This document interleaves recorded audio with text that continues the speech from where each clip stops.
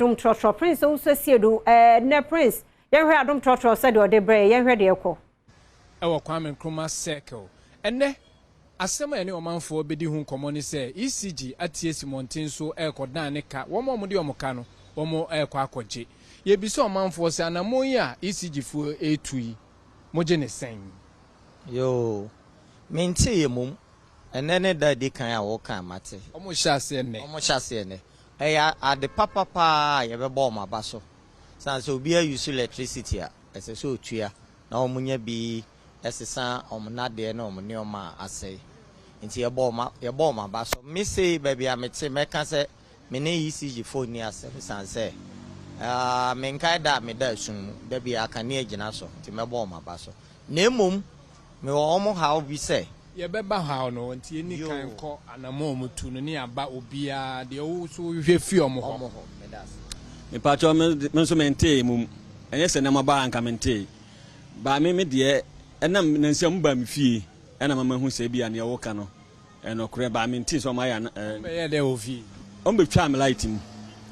on buy a new house amakotena on buy o me se me de ka eno kure me chie mo se me be 400 wo so dada ana me fan se 200 abeka ho ba me tu kwan maba aminu fie nti ade chia me kwa kutwa mu 300 nti omunya mre ma me ba me kwa no mo twa light ni mu o ma tu ase me kwa me kutwa 400 sisi akura me kuduru ye da na ade chia me kutwa 400 mu o ma so o me ni ba bi mu firi kura ba na me da ayi na mo twi firi mu ti me so me ha me di hie mu ene why illegal enye illegal o mo twi firi mu why na no mo twa firi se firi so na ma tu kwa dia ana ma pe firi so fu na me de homa foforo achim dia ma illegal ba o mo no mo ye nte wo so o ma ECG na na ye nye wo na wo be ye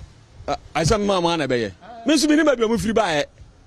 me ni ba bi o mu firi ba ye ba se oni mu district office oni mu ECG office bi e ben won patemu asa me akoba me ye nyina fa akon wo se wo ko se wo ko esa ho betimi ache wo ye nko a ayo Adom Trotro atiefo nyina ase ni ahwefo nyina yate se o mo be sa exercise na eye se nipa de obeyusu kane a obetua ka entimi ko ba se obeyusu kane a de aye adwuma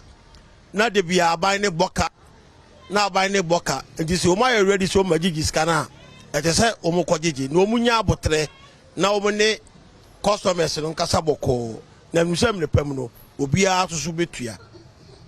yenhwe sisi o mo kogi skai sika no wo mo ensa eka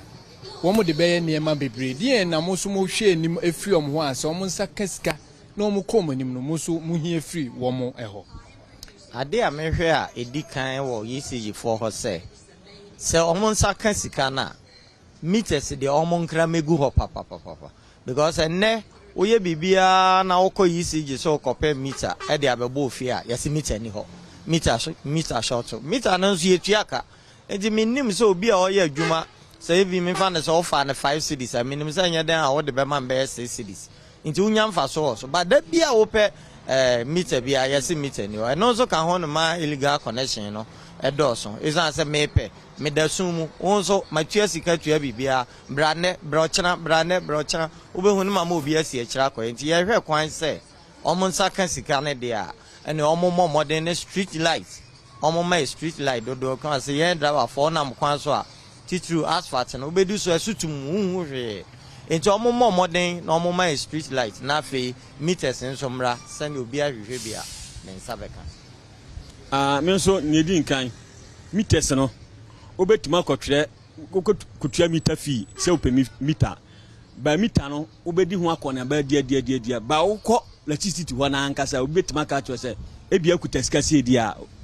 meter no obenya bi ampa manfo a omo agigi meter no bitim ka se mekotua se ya ma me meter ba ne wa kwatwa mfansi wa kotua ebia meter fee bia 306 eso onya meter no wan kotua be 1000 show bi nsema meter no wonsan kotua bi da mi mo mi ntua bi da ba omo amotua omo yo new house so motua bi no obi mu di enkomonti sie nyina yo kuruma ni di enkomonti ni omo so kan fa ho no ti be ya omo mpanfo no so enhwe sa no man so ye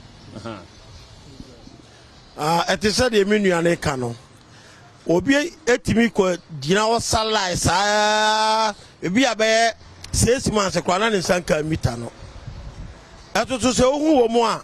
ombetimi aye ama wo saka bi ene ne kire ya eti yesere wo mo se nyame ya adom na so obutimi gigi scan dia meters na so mo kra ne bebreba e mo obi opa bibia onya bi a watimi ayedai atue scan no na za connection bi ansa ma onya meter eti na oye connection. Adom Trotro ene twegu mu efi cargo station wo Kwame Nkrumah circle ebre no me na medi mate ewo ehyen mu ene ye cargo station na medi mate ewo ho no se car eye ma mate no egisu se awe